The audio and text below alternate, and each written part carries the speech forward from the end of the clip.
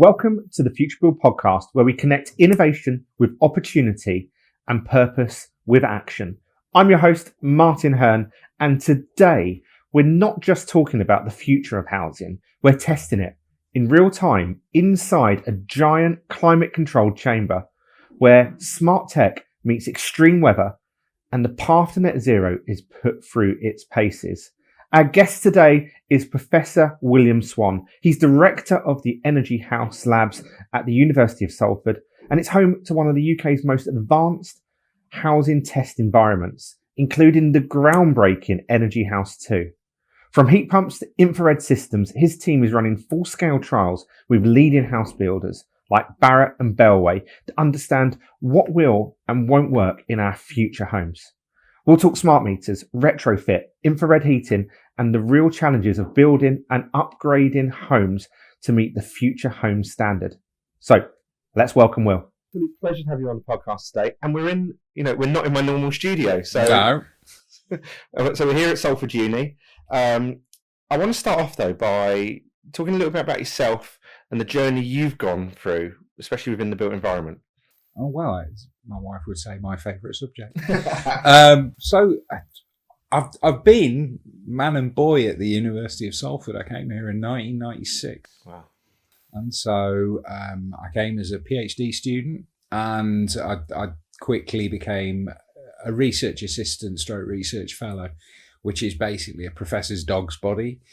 And so you end up doing the projects that they want to do. So I started off doing very early, so we're talking late 90s BIM modelling. So we had to build our own objects. Then I looked at project teams, and then I joined the university had a consultancy arm. And it was almost like a startup. It was very exciting. It was sort of the time of rethinking construction, constructing excellence.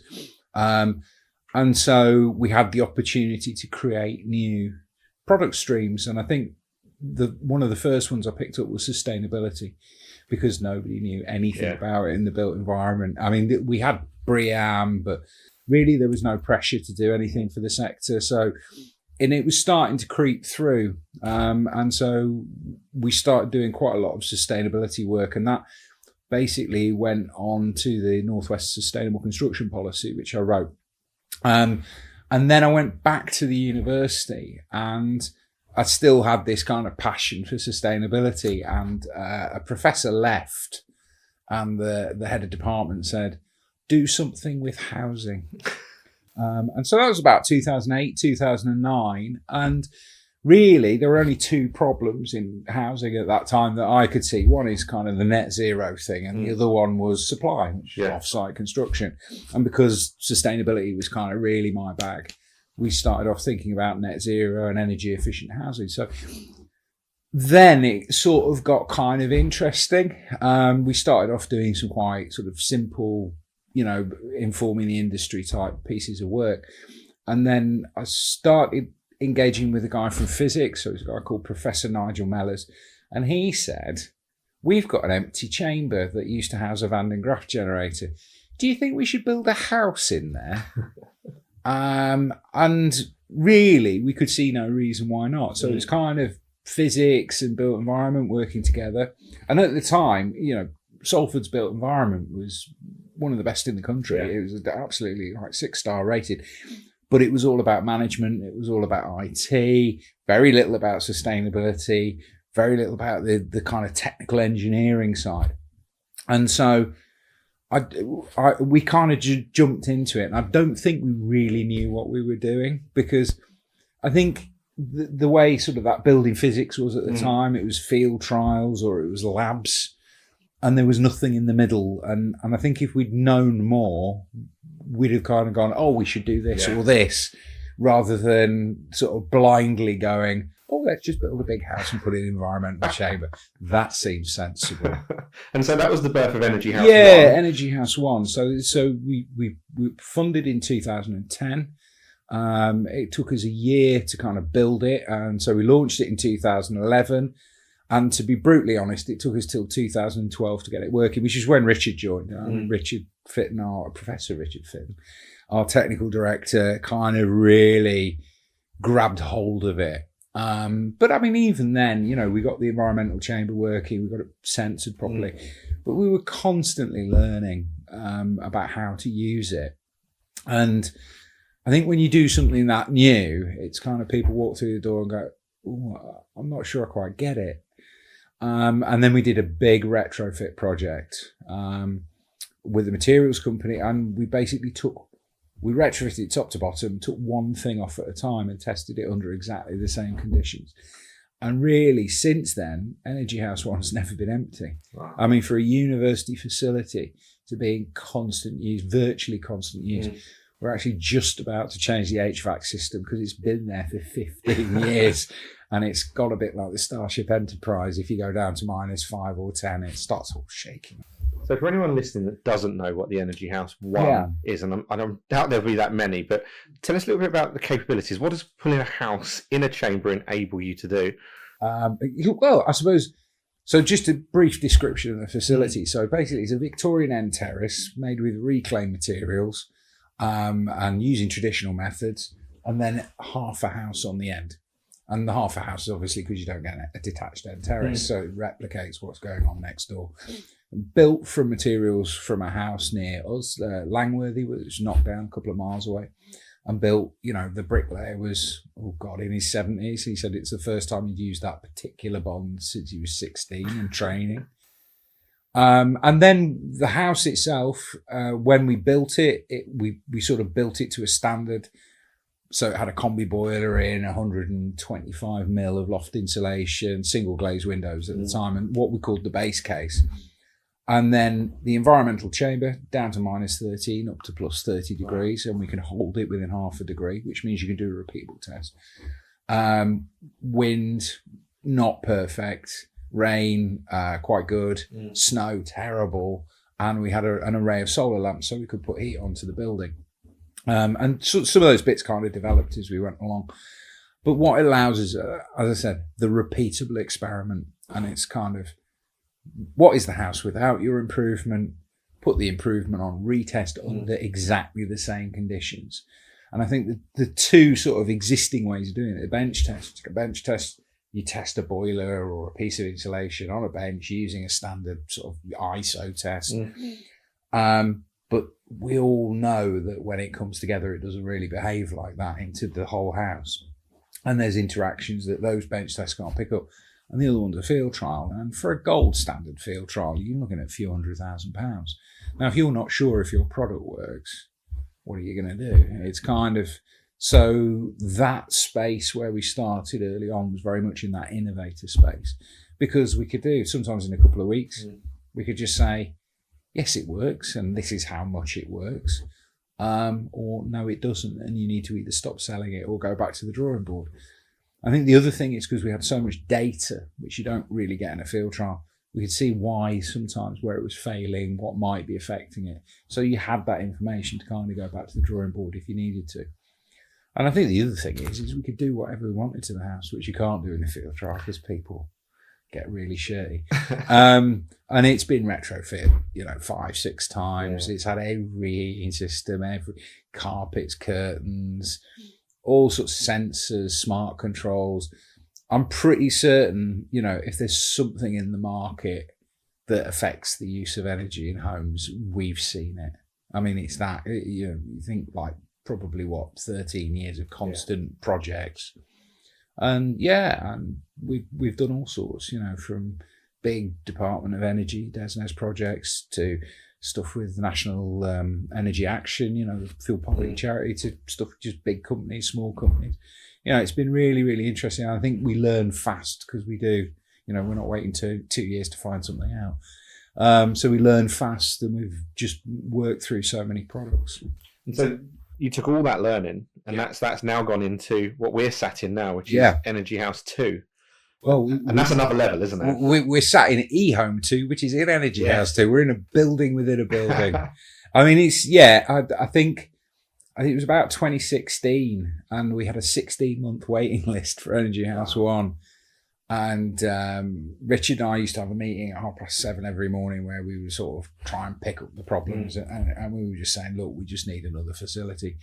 And there was a famous A4 drawing which Richard's mum has on her fridge, because that's what it looks like, of what we thought Energy House 2 would look like. And so we spent 2 years kind of getting to the stage 3 concept.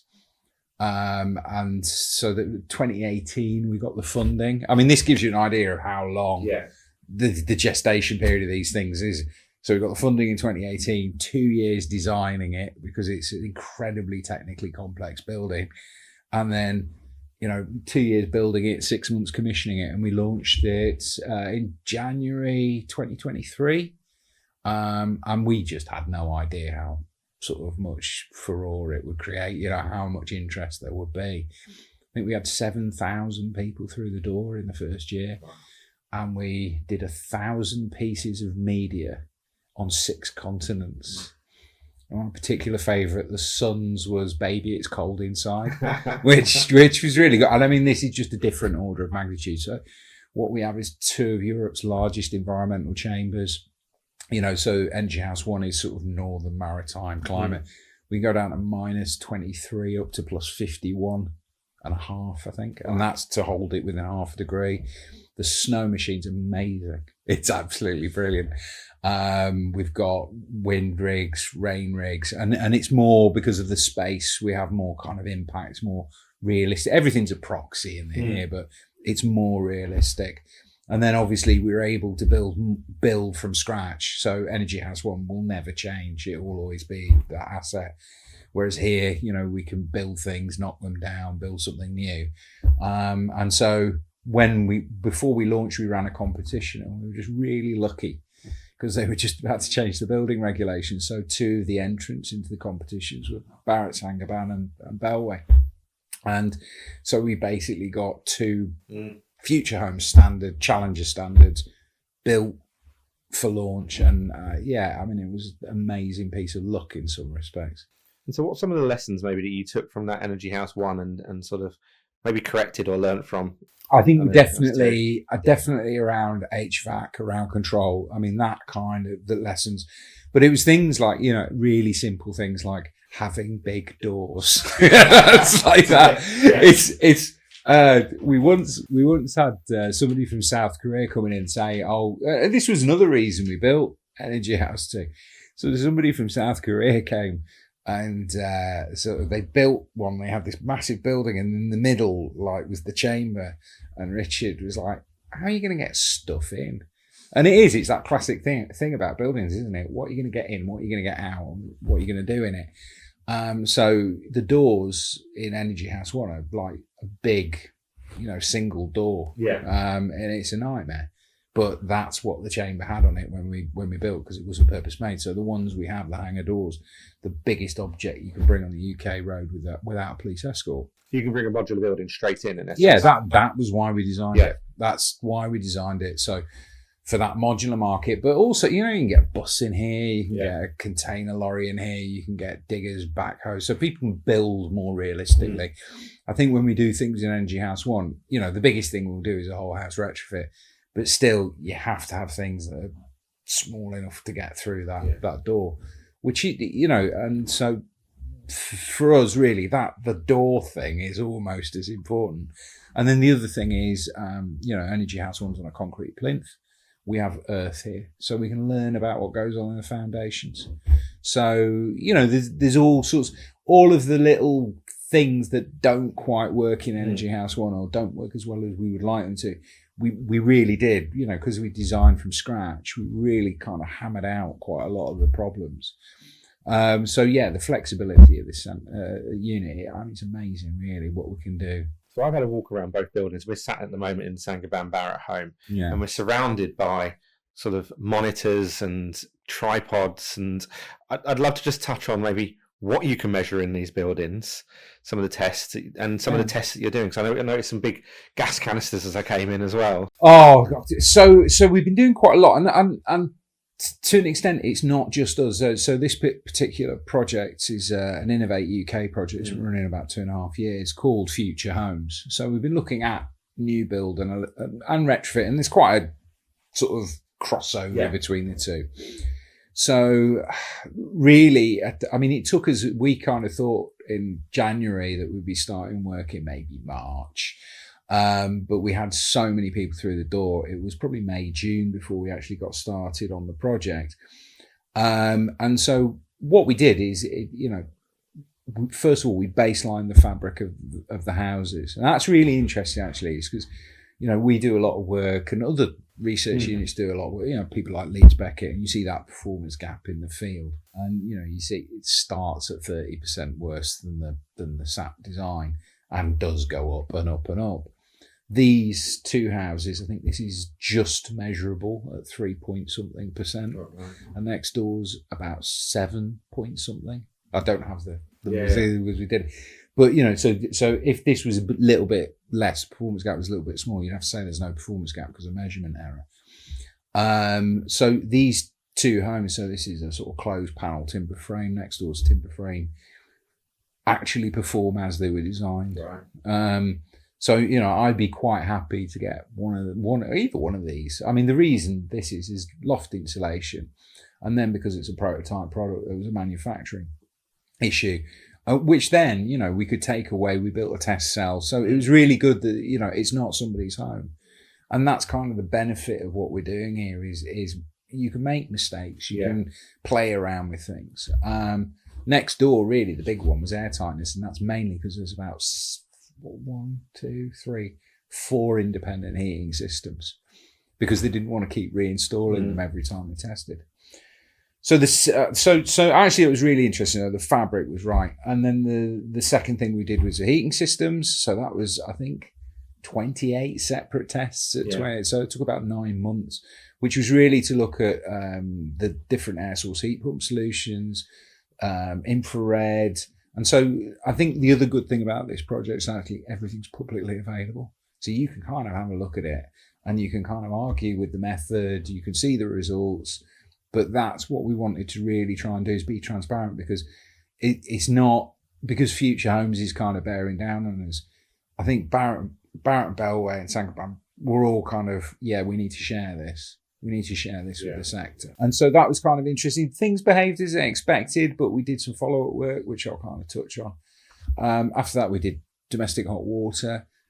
And then recently we've been doing overheating, because obviously with Part O coming in, understanding how these buildings are going to perform at 35 degrees over a number of days. So we did that in partnership with Loughborough University.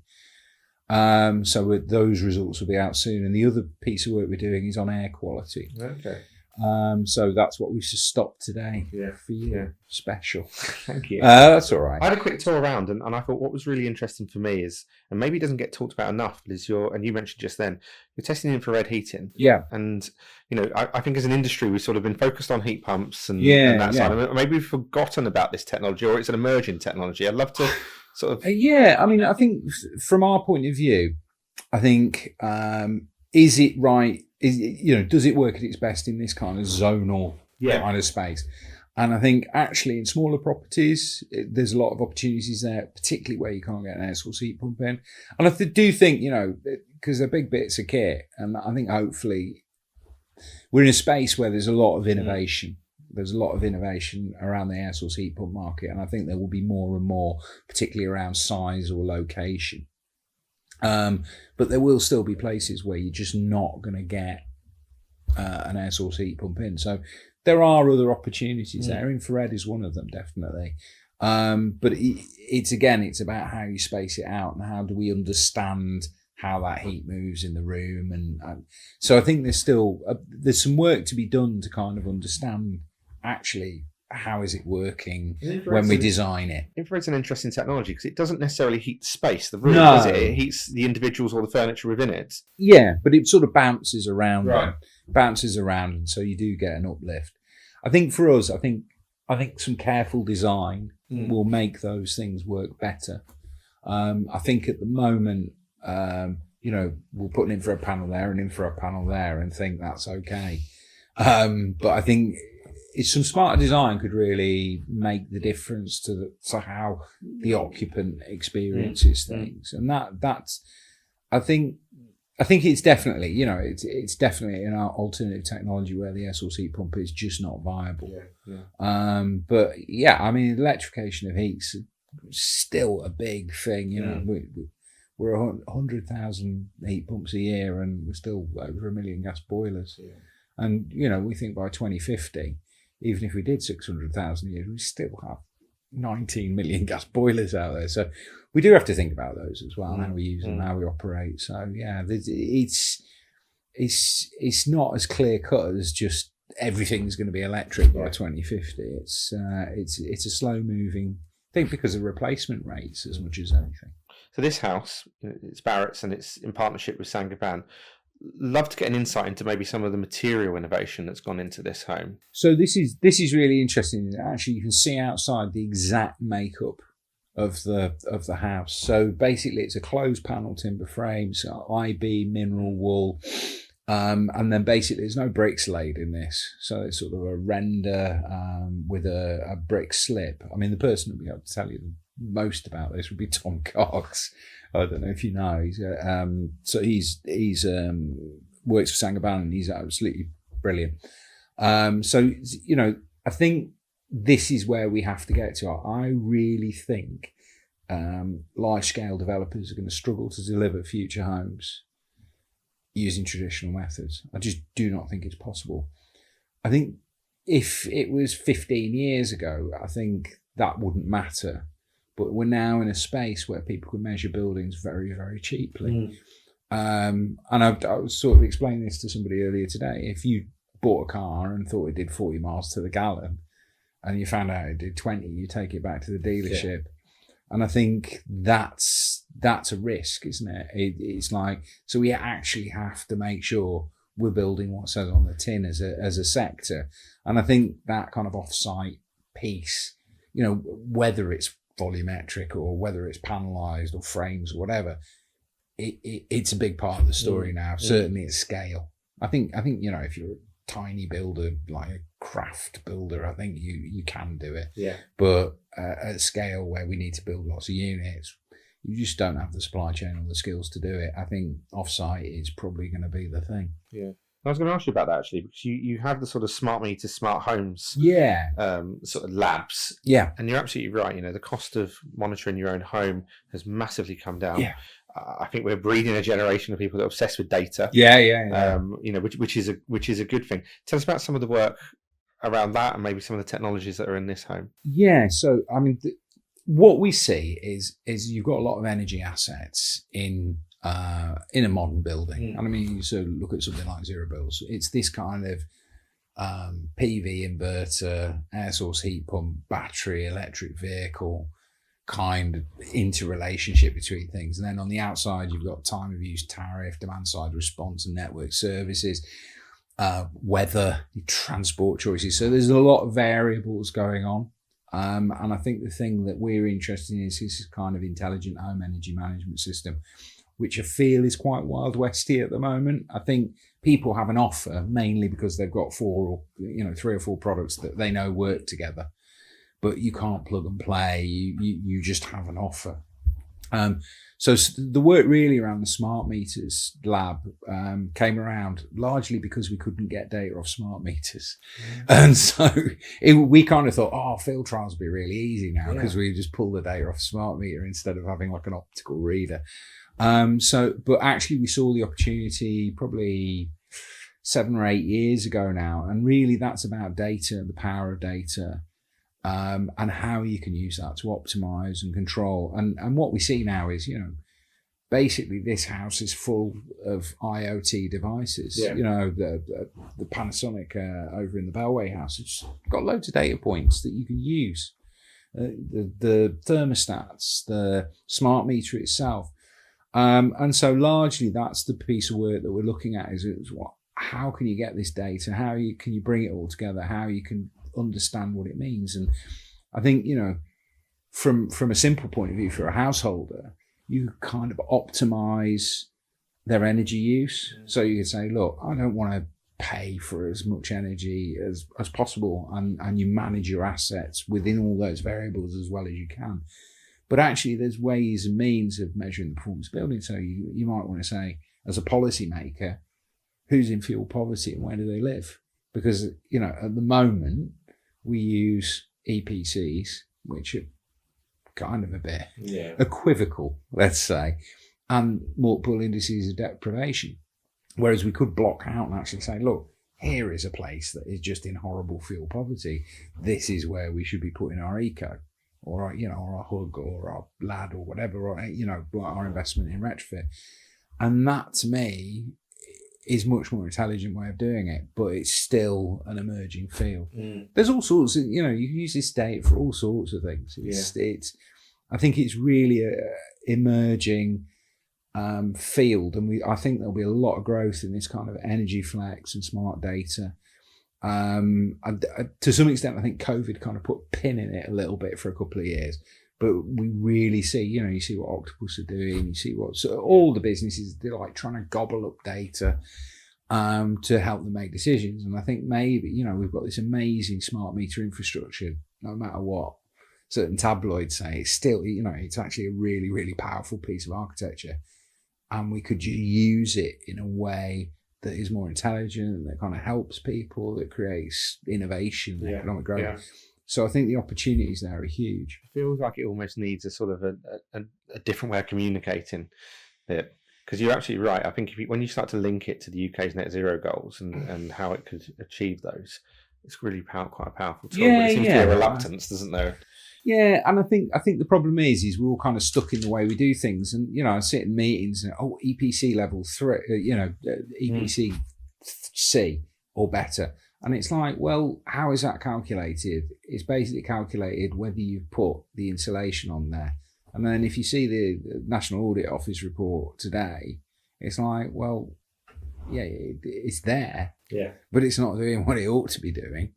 So actually, how can you use that data, temperatures? So look at something like Smart HTC, or there are other SMETAs type products available where you can get a good understanding of the quality of the fabric of the building. And you can do that before and after. And actually, for not a lot of expense, kind of understand whether it's been done properly. And I think that's the power of data. That's kind of going to be the power of data, is to tell us whether we're getting the built environment we deserve. So we've got a mass challenge as the UK at the moment, both on the new build housing side, an aspiration to build 1.5 million homes, but also on the retrofit side as well. Yeah. You have this really unique position where you're seeing these technologies at lab conditions, but in your view, what needs to be rolled out at scale to combat some of these challenges? So I think the thing that's making me a little bit uncomfortable at the moment is this phrase heat pump ready. Is it like a block and some pipes? Is it a house whose fabric means that the operational difference between gas and electricity is the same? Is it a house whose, the fabric and the air source heat pump covers the operational and the capital difference? Is it, I think we're really aiming for a healthy home, aren't we? And I think it's just understanding. I think the problem is with the EPC is it's just used as a proxy for everything. And actually we do need to have a rethink about data, how we understand houses. This is what air quality, it's kind of blown our tiny minds a little bit, working with people who really understand air quality, because it's, we're rolling in mass spectrometers. So it's that balance between energy efficiency, comfort and health. And I think the difficulty we have is, we don't necessarily design our policy instruments in the right way. And that's what the National Audit Office is telling us. And that kind of hangs on the fact that it's, EPC level C. EPC is a bit unreliable. We're not really checking quality on our installs. Are we, we're not detailing things because we're being charged by the square meter. We subcontract again. So actually the value of the retrofit is not what the grant is giving out. So there's a lot of structural problems with retrofit. I mean, retrofit was our bread and butter until 2020. And, our future plans are very much focused around retrofit. So we've got funding in place to build a 1930s house and a 1980s house. And then, so we're just in the design phase now, and then we're going to wrap in and upgrade Energy House 1. So that gives us a sort of 35% of those sort of single dwellings. And what we're really interested in is just bringing industry, in the way we've done it with new build, bring industry around it and say, right, what do we think the problems are? And when I say industry, our third sector, those advisory groups, DESNES, I think we've all got to have a really serious conversation about what we think the best solutions are. Because I think, if history's taught us nothing, it's actually if you just sort of guess and stick something on the side of a house, that's going to help no one. And so actually, do we need to do deep retrofit, or do certain houses need deep retrofit and certain houses just need a bit of a light touch and air source heat pump and they'll be fine? I think the problem I see is just sticking air source heat pump on something and saying, yeah, we're net zero, isn't going to help somebody in fuel poverty. This is the problem, I think, isn't it? It's that sometimes not just policy, but funding directs us in a certain direction rather than the data and the behind it. I'd be intrigued. You've obviously, now been testing solutions for almost 2 decades. What's the couple of things that you've gone, I just can't believe that hasn't scaled or that hasn't gone through? Because do you know what? The one thing that we did, so the boiler turn down advice, and I kind of did, so I sat on the National Energy Efficiency Task Force, and actually, the gas boiler problem is, we already said, there's going to be 15 million plus by 2050 still. And actually, so the boiler turn down advice was for us probably the most single impactful piece of research we did. So we did it with Nesta, so it's a National Endowment for Science, Technology and the Arts. And they came to us and said, what easy things can people do to save a lot of energy or save energy? And they gave us a list and we went and did the literature reviews. And most of them are based on models. So there's very little experimental evidence for most of these pieces of advice they gave. And so they basically commissioned us to turn the boiler flue temperature down, the flow temperature down, should I say. So from, I think we did 80, 75, 70, 75, 65 and 60. I think we did 55. And then we measured the energy saving against the comfort. And so we kind of said broadly, you can turn it down and, in our house, you can do it 60. And I think that they did some modelling work as well. Which basically sort of said 60. And if you're still cold, you can always turn it back up again. And that's a saving of about, I think, somewhere around 8 to 12%, depending on the house you're in. And so we did a piece of work. So what happened then is the government were very against giving energy efficiency advice. And then we had the cost of living crisis and the energy price rises. And so and this came up there and they did a TV advertising campaign. And so we did a piece of work with Ipsos Mori. And 5.1 million households did it. So if you actually say 8 to 12% saving on 5.1 million households, that's like, my maths is terrible. I don't know why I'm in this job really. But that's like building a bunch of net zero homes. Like 1/8 of them or whatever. It's 1/8 of 5 million. My dad's going to kill me. But it's like building 675,000 net zero homes. So these small things are as important as the big whiz bang technical things as well. And actually understanding, I think that's more for a consumer that might not have, £7,000 for a heat pump, even with a grant. It's actually just knowing how to use what I've got to the best of my ability. And you can kind of stack up a few savings just by doing quite simple things. And a lot of, we do quite a lot of media, and a lot of that is about that sort of stuff. Yeah. And that, to me, that's probably the single most impactful piece of research we've ever done. I think it took about 3 weeks, and then I think, this is obviously going to make big changes to the way that the house builders do things. But those things where you can thermostatic radiator valves, that was another one. It's just, sometimes it's the small things that lots of people can do, kind of make a big difference to, net zero carbon, fuel poverty, because it's when you do them. I think sometimes it's everyone's thinking about the end game. It's actually how fast you get there. And if you know that people are going to have a gas boiler, to help them as well. I went through that process. I moved into a new home and we got an energy assessor to come out and sort of, assess what you can do to your home to have the biggest impact. Yeah. And actually, their biggest recommendations were turning down, which we did, massive impact, and putting the thermostats on the boiler rather than we wait then to decarb, which is the next stage. So you'd be pleased to hear it is filtering through. I think it's kind of the thing. So I'm just having a very small retrofit intervention done at my house, and it's like going to a one-stop shop. And actually, it's somebody we've worked with, and it's like, oh, I've already got a detail for that. And it's these sorts of things. Like, I think if we really want retrofit to be done, we need some open source stuff to help the sector kind of engage with it. So details of things that have been done. Every house is unique, but details replicate themselves. A bit of training, engaging the builders merchants. I think we just need to, if we want it to happen in a really interesting way, I think we need to just invest a little bit more time about talking to each other. Yeah. And I think that's where we're aiming for with the retrofit centre. So, we're talking now about funding for the revenue side of things, and then we'll start talking to industry.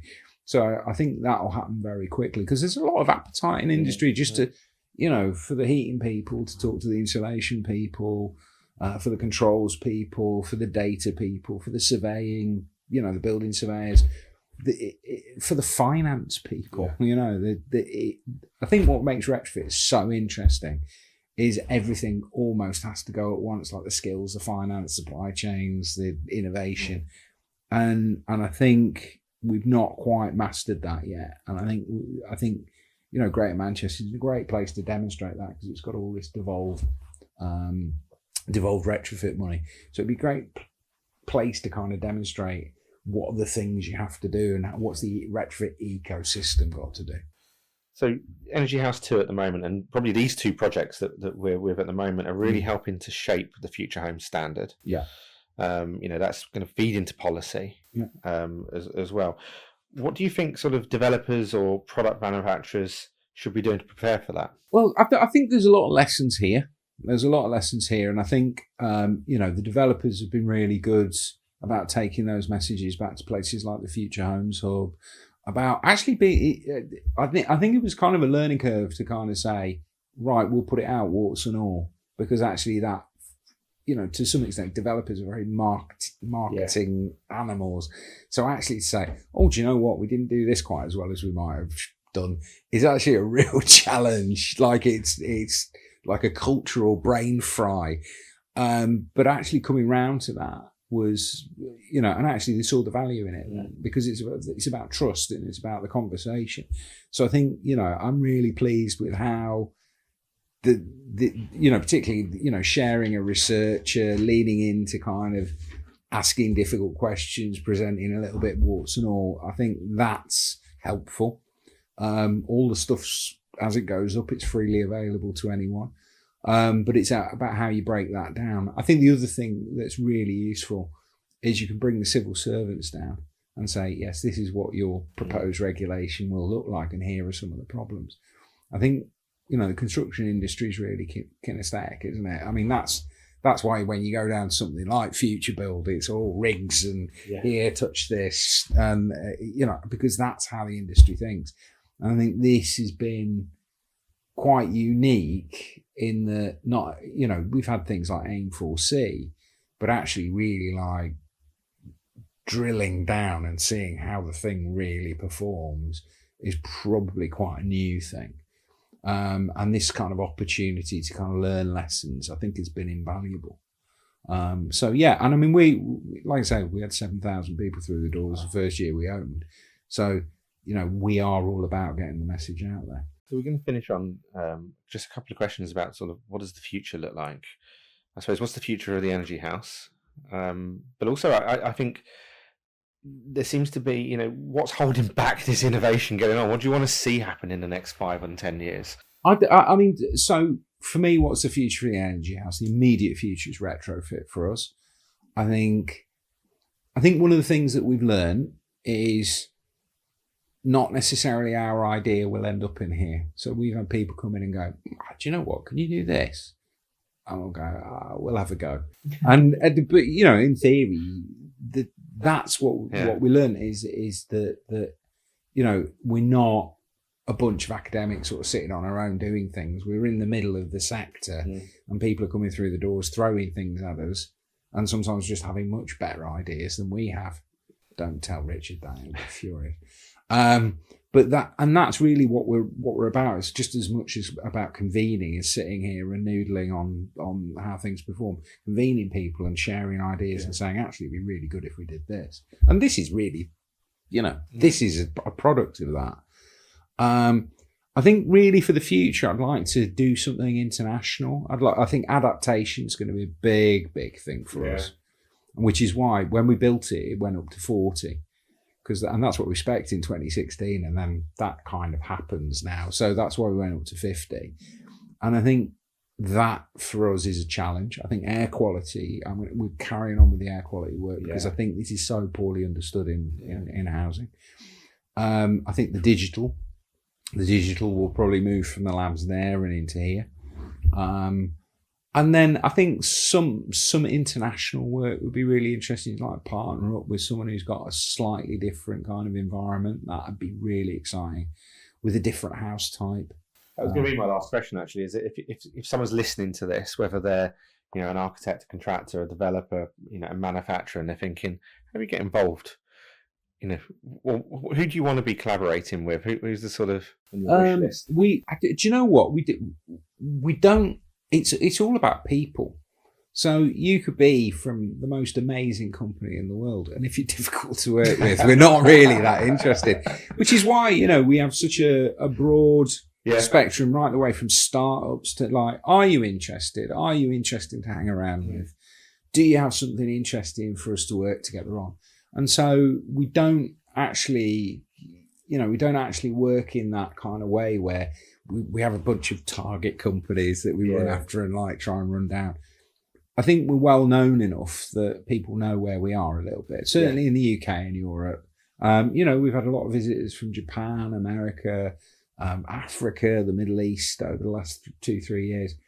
So I think that's not a problem. It's just, are you interested in working with us, and are you going to be like easy to work with and engaged, and if things go wrong, we work together to solve them. So that's kind of really how we work, because life's a bit too short, isn't it? I agree with you. I couldn't agree more. Work with people that you get on with. Yeah. And I mean, we've worked with some people, 12, 13, 14 years, like people who knew me when I had my hair. And it's like, it's like that. It's like once you work with somebody once, we've done more 7-8 projects with the same people sometimes, just because they just keep coming back. They learn a little bit more, we learn a little bit more, and they go, oh, what if we did this? And if you have a good experience, it kind of moves the conversation on, really. Well, you mentioned 7,000 people through here already. How can people come and see this? So I'm glad you asked that, and it's a good time for me to tell people we're going to have to shut down for a little bit. So you can't. So you can't, no. But there's a lot on YouTube. So what we're going to be doing is a lot of air quality stuff in here. Yeah. So this will be closed. So we've suspended it today, and we'll be doing overheating. So there's a health and safety aspect here. And then obviously we'll be building next door. So we are doing retrofit week. So we'll be allowing people in for that. And then probably after that, it will probably be into next year. What we will then go back to is we have 2 public open weeks, depending on how many people book in, where anybody can come and see it. And I think what we do then limit it to is people we're working on projects with outside of that. Yeah. But as soon as we get these 2 houses built and finish this work here, the doors will be back open again. So yeah, but I mean, it's kind of the thing. It's so appealing for people to kind of come in and see it in this way. It's a very interesting facility. And so we have to kind of control like we were saying, we had 5 months of just people coming through the doors. We had 5 weeks of press instead of 2 days, which we actually booked in. And that's the thing. I mean, it's been a really exciting journey right the way from Energy House 1 to this. It's, and all the other labs. And, I'm sitting here, but it's, 20 other people plus all the people who used to work here. It's a really good team. and they're all contributing to try and make things better, do things more interestingly, and that's probably, I mean, this is the one thing I'll think, we're going to build one in such and such, and it's like, yeah, it's not the building. It's an environmental chamber. You can build an environmental chamber, but what you've got is 15 years of experience of using that, of doing experiments, of working with people, of having these networks. And, it's like giving somebody an electron microscope and nobody who knows how to use it. And that's kind of where, our advantage is at the moment. It's that experience. And I don't think, if you want to build another one of these, I mean, these, like I say, two of Europe's largest environmental chambers. It's not a fun ride when you're trying to commission something like this and you don't quite know if it's going to work. For me, Will, it's been an absolute pleasure sort of charting its progress and its success over the last decade. I've just seen myself on screen. I'm slouching terribly. Well, if you want to see Will slouch even more, you're going to be at Futurebuild in March. We're going to get you on stage as well. Yeah. So, come and say hi there as well. And massive thanks for your time today. Yeah, no problem.